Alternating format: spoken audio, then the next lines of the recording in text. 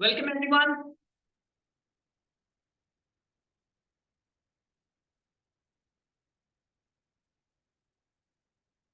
Welcome everyone. This is Syed Amjad Hussain, instructor for SPR at BFI exclusive. आज हम जिस topic के ऊपर डिस्कशन करने जा रहे हैं उस टॉपिक को क्योंकि बहुत डिफिकल्ट स्टूडेंट समझ रहे होते हैं तो I am trying my best कि हम उसको काफी हद तक आसान बना दें. That is related to IFRS 9 financial instruments. अच्छा, यहां फाइनेंशियल इंस्ट्रूमेंट्स का बेसिक तो आई होप आप लोगों को आइडिया होगा, आप लोगों ने पढ़ा हुआ है. यहां मैं जिस टॉपिक के ऊपर बात करने जा रहा हूं that is impairment of financial instruments. FI means financial instruments. तो आपको ये ध्यान रखना है कि फाइनेंशियल इंस्ट्रूमेंट्स की इंपेयरमेंट के रूल्स और गाइडलाइंस IFRS 9 में. यहां जो फर्क चीज मैं बताने जा रहा हूं अंडरस्टैंडिंग पर्पस के लिए, because this is considered as the difficult area for the students.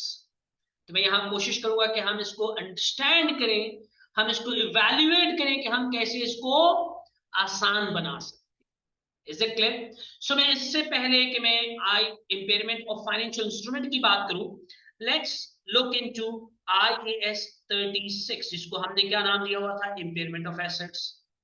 अच्छा, इम्पेयरमेंट ऑफ एसेट्स जब भी आप बात करेंगे तो ये स्टैंडर्ड बेसिकली कोई भी एसेट्स हैं उनकी इम्पेयरमेंट के लिए गाइडलाइंस दे रहा होता है विद एक्सेप्शन. एक्सेप्शन क्या क्या है?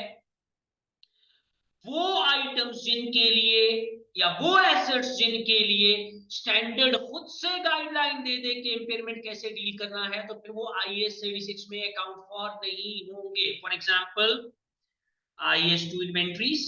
अच्छा, इन्वेंट्रीज आपका क्या बता रहा होता है? लोअर ऑफ कॉस्ट और NRV.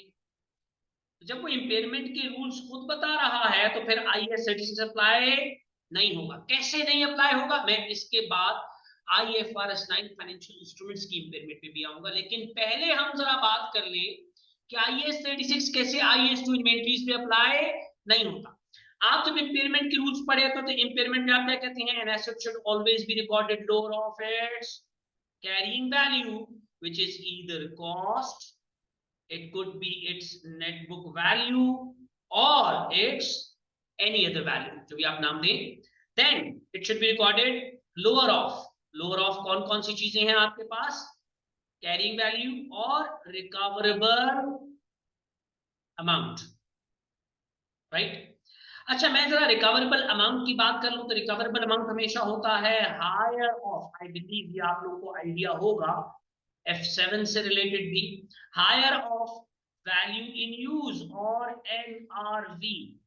अच्छा, वैल्यू इन यूज जब कैलकुलेट करते हैं या इसका मतलब क्या है कि ये एसेट अगर फ्यूचर में एंटिटी के पास रहा तो इसका यूज क्या होगा, इससे कितने बेनिफिट्स हो सकते हैं?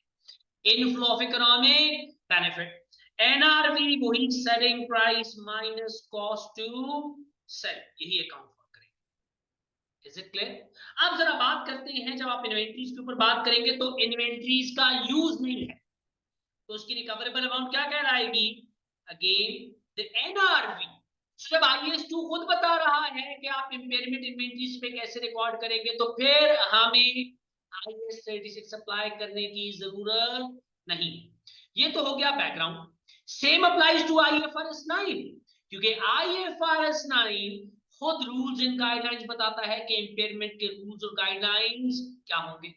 दैट्स व्हाई हमें IFRS 9 फाइनेंशियल इंस्ट्रूमेंट्स के लिए इम्पेयरमेंट के रूल्स अप्लाई करने हैं, वो जो IFRS 9 ने बताए, राइट?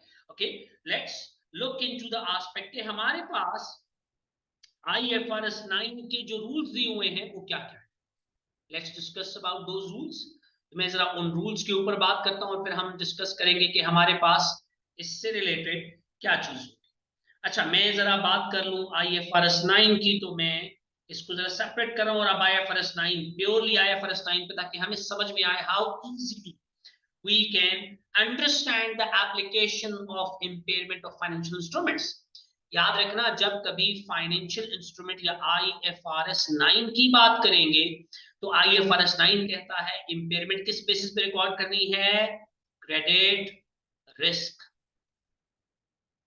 क्रेडिट रिस्क का क्या मतलब है, chances of default, chances of default of an instrument. अच्छा, IFRS 9 पे जब कभी इंपेयरमेंट की बात करेंगे तो वो सिर्फ और सिर्फ अप्लाई होगा, सिर्फ और सिर्फ किस पे अप्लाई होगा, financial assets. Is it clear? और फाइनेंशियल एसेट्स भी वो वाले एसेट्स जो आपके या तो एमोर्टाइज्ड कॉस्ट पर हैं रिकॉर्डेड, या फिर वो रिकॉर्डेड हैं आपके पास fair value through other comprehensive. वो इंस्ट्रूमेंट जो fair value through profit and loss पे रिकॉर्डेड है, प्रॉफिट एंड लॉस अकाउंट पे रिकॉर्डेड है, इन पे इंपेयरमेंट अप्लाई नहीं होगा। Just like IAS 40 investment properties. अगर इन्वेस्टमेंट प्रॉपर्टीज के वैल्यू मॉडल पे कैरी किए हुए थे तो फिर हम उन पे इंपेयरमेंट रूल्स अप्लाई नहीं करते थे, IAS 36। लेकिन अगर फाइनेंस इन्वेस्टमेंट प्रॉपर्टी IAS 40 में कॉस्ट मॉडल पे है तो फिर इंपेयरमेंट अप्लाई होगा। दैट्स द डिफरेंस, हम इसी की बात करते हैं। अब थोड़ा सा फर्दर जाता हूं, मैं बात करता हूं फाइनेंशियल इंस्ट्रूमेंट की इन दो आइटम्स के ऊपर आप इंपेयरमेंट कैसे चार्ज करें। हमने जब कभी बात की तो हम कहते हैं तीन क्राइटेरियाज है क्रेडिट रिस्क के। Number 1, no significant increase, right. Second हमारे पास आता है significant increase, significant increase in credit risk, और लास्ट आपके पास थर्ड क्राइटेरिया है क्रेडिट इंपेयर्ड एसेट्स। तीन क्राइटेरियाज हैं आपके पास क्रेडिट इंपेयर्ड एसेट्स। अच्छा, इन तीन क्राइटेरियाज को हम जरा इवैल्यूएट करते हैं और क्रेडिट रिस्क को समझते हैं। क्रेडिट रिस्क है क्या? देखिए, आपने एक डेट इंस्ट्रूमेंट लिया, किसी कंपनी ने इशू किया था, अब उस कंपनी की रेटिंग्स बहुत अच्छी चल रही है। रेटिंग्स यानी ये कंपनी बहुत स्ट्रांग है, लंबे अरसे तक चलेगी। अगर इस डेट इंस्ट्रूमेंट को आप मार्केट में बेचने जाएंगे तो इसकी मार्केट वैल्यू आपको ज्यादा मिलेगी। क्यों ज्यादा मिलेगी?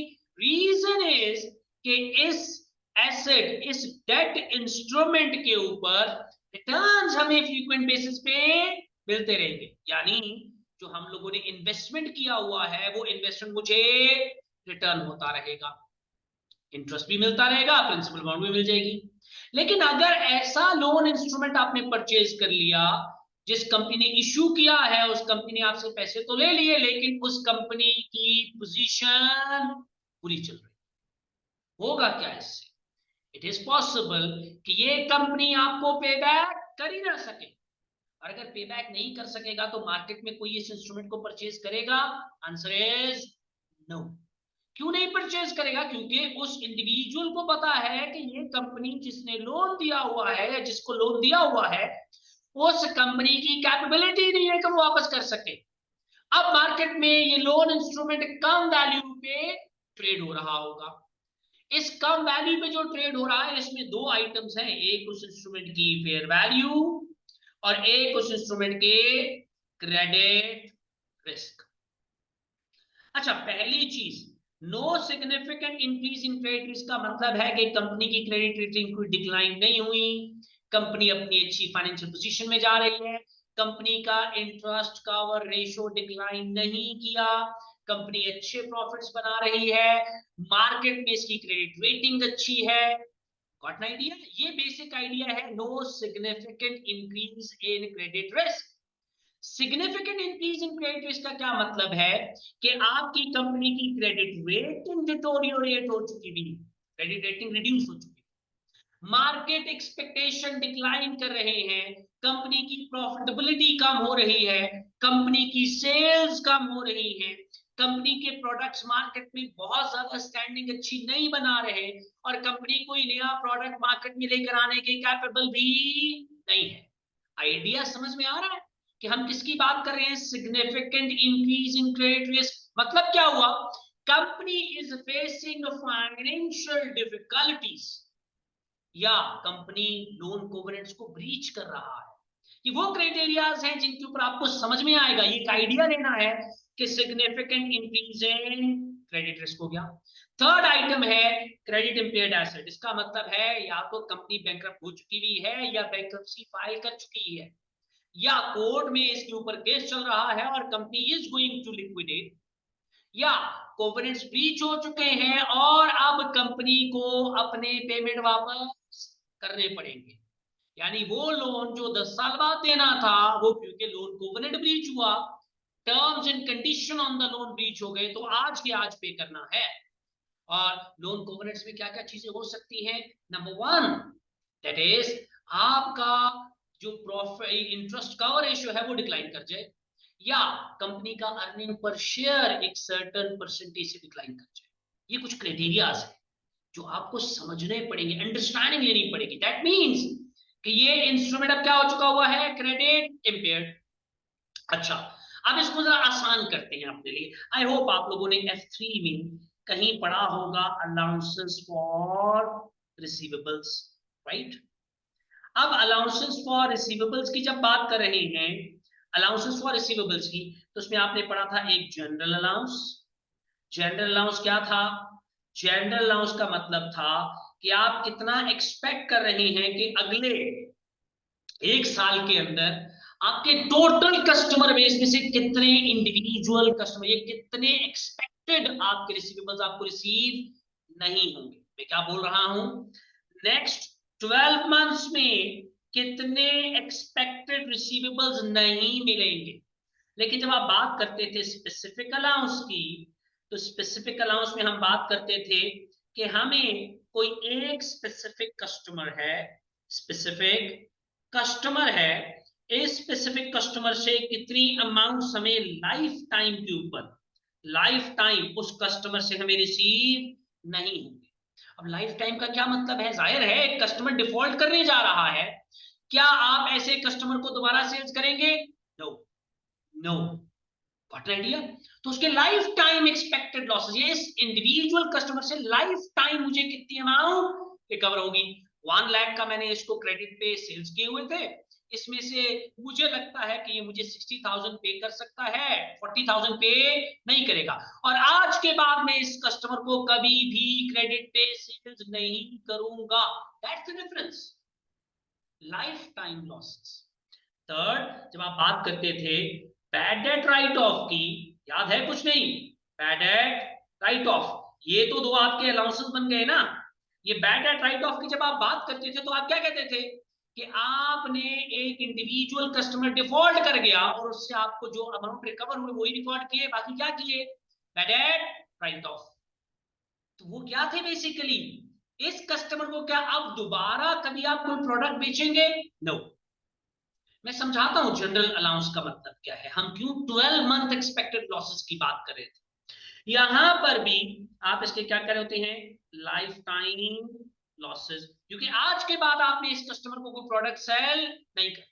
लेकिन जैसे आप जनरल अलाउंस की बात कर रहे होते थे तो जनरल अलाउंस क्या था?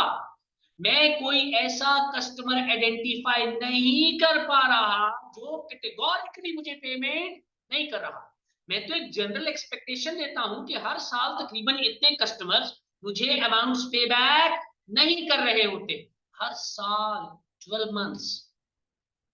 अब जब इसी प्रिंसिपल को आप IFRS 9 के प्रिंसिपल के साथ अलाइन करेंगे तो no significant increase in credit receipt is just like general allowance, और इसका ट्रीटमेंट भी वैसा ही होगा।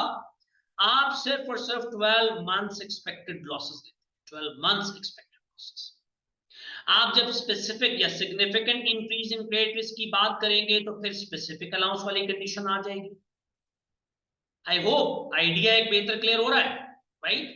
स्पेसिफिक अलाउंस की जब बात करेंगे तो फिर हम कहेंगे लाइफ टाइम एक्सपेक्टेड लॉसेस, और जब आप बात करेंगे क्रेडिट इंपेयर्ड एसेट की तो it's just like bad debts right of, bad debts right of, right?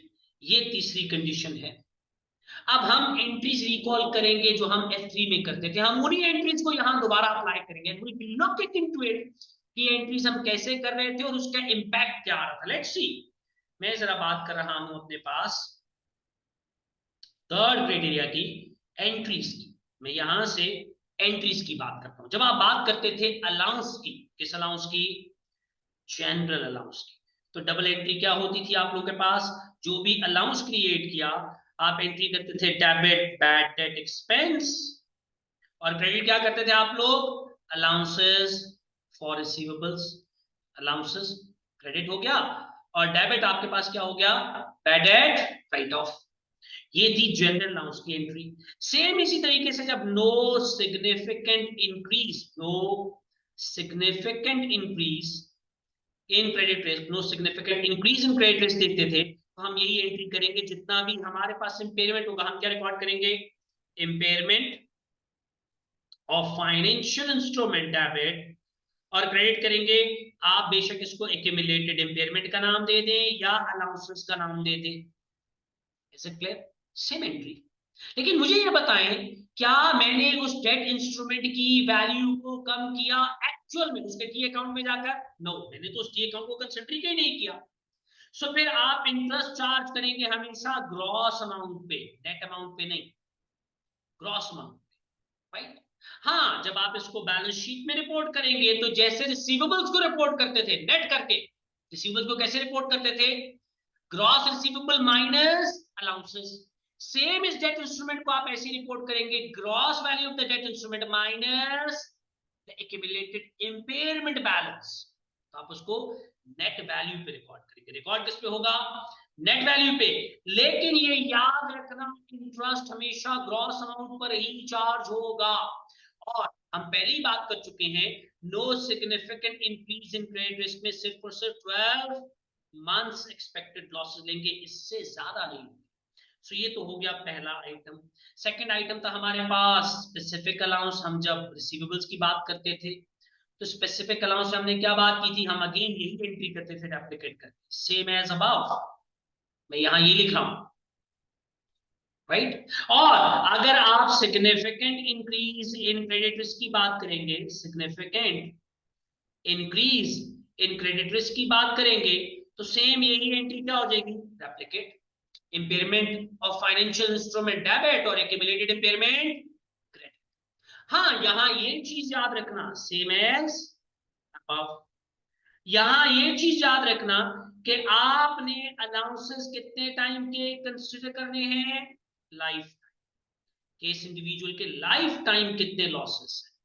लेकिन अगेन, क्या मैंने डेट इंस्ट्रूमेंट के अकाउंट में जाकर उसकी वैल्यू को कम किया? नो, नहीं कम किया ना।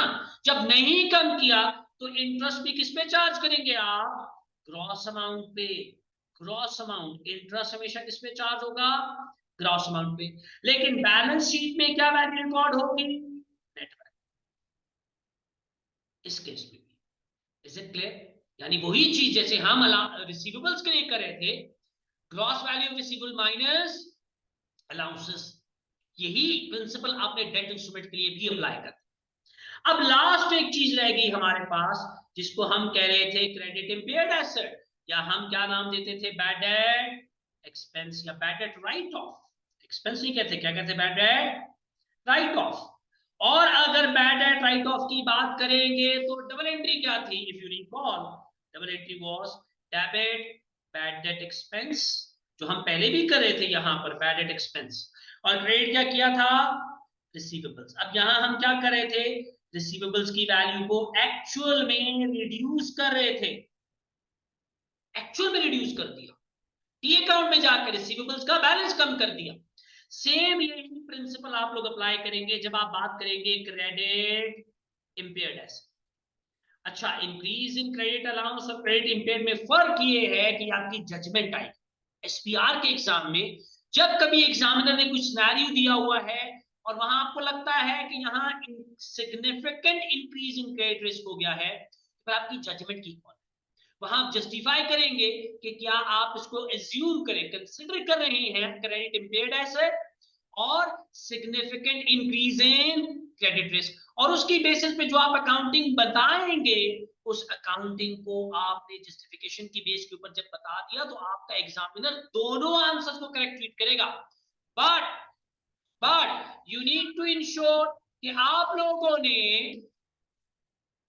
लोगों ने इसको जस्टिफाई करना है, जस्टिफिकेशन।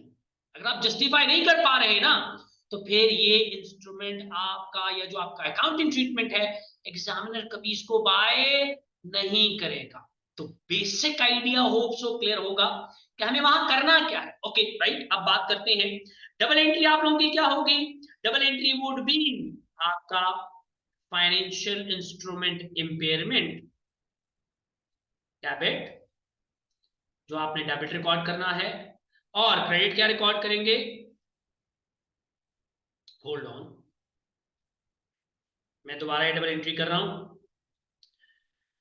आपका फाइनेंशियल या impairment of financial instrument debit होगा हमारे पास, और क्रेडिट हम क्या रिकॉर्ड करेंगे, हम क्रेडिट रिकॉर्ड करेंगे अपने फाइनेंशियल इंस्ट्रूमेंट डेट या डेट फाइनेंशियल इंस्ट्रूमेंट की वैल्यू को क्रेडिट कर, मैं एक्चुअल में उस डेट इंस्ट्रूमेंट की वैल्यू को रिड्यूस कर रहा। अब जब मैंने एक्चुअल में उसकी वैल्यू रिड्यूस कर दी ना, आपका इंटरेस्ट, इंटरेस्ट किस पे रिकॉर्ड होगा हमेशा, अब नेट वैल्यू पे होगा। इससे पहले तो मैंने इस इंस्ट्रूमेंट की वैल्यू को रिड्यूस किया ही नहीं था, मैंने तो अलाउंस क्रिएट किया, no significant increase in credit risk में भी और significant increase in credit risk में, राइट। यहां आके मैंने क्योंकि एक्चुअल में उस इंस्ट्रूमेंट की वैल्यू को कम कर दिया, तो इंटरेस्ट भी किस पे रिकॉर्ड होगा, नेट वैल्यू के ऊपर, नेट वैल्यू, ग्रॉस वैल्यू पे अब इंटरेस्ट रिकॉर्ड नहीं हो सकता। Is it clear? So this is how you need to account for the impairment of financial instruments. लेकिन again SBR बहुत कमाल का पेपर है। जब आप अकाउंटिंग ट्रीटमेंट बता रहे हैं या आप सजेस्ट कर रहे हैं, इंश्योर आप उसको जस्टिफाई करें। If you have justified and if two students are there जिन्होंने डिफरेंट जस्टिफिकेशन दिया, क्योंकि उस क्वेश्चन के अंदर बहुत ही एक वेग इंफॉर्मेशन है या बहुत ही ऐसी इंफॉर्मेशन है जिसमें कंफ्यूजन ज्यादा है, तो आप वहां पर आप अपनी जजमेंट कॉल ले सकते हैं, बट आप अपनी उस जजमेंट या उस जस्टिफिकेशन को या उस जजमेंट को जब तक जस्टिफाई नहीं करेंगे, एग्जामिनर उसके अगेंस्ट आपको मार्क्स नहीं देगा। आप बताएंगे based on these criterias I consider this financial instrument to be an impaired instrument, hence this should be considered as a credit impaired asset, और उस वजह से मैं ये अकाउंटिंग ट्रीटमेंट कर रहा हूं जो IFRS 9 ने सजेस्ट किया। एग्जामिनर इसको इक्वल वेटेज प्रोवाइड करेगा और इसके अगेंस्ट आपको मार्क्स भी असाइन करेगा, right. So this is how easy SBR is as far as you are justifying your answer. हाँ, इसके लिए इंपॉर्टेंट बहुत है कि आपके स्टैंडर्ड्स के ऊपर आपकी ग्रेड बहुत अच्छी होनी चाहिए। That's the main idea behind. Hope आपको credit impaired assets, significant increase and no significant increase के बारे में एक आइडिया बहुत अच्छे से क्लियर हो गया होगा। मैं नेक्स्ट वीडियो में आपके पास किसी और ऐसे टॉपिक्स के साथ आऊंगा जहां पर हम आसान करेंगे अपनी understanding about the standard application. Thank you so very much everyone. Take care and best of luck for your exams.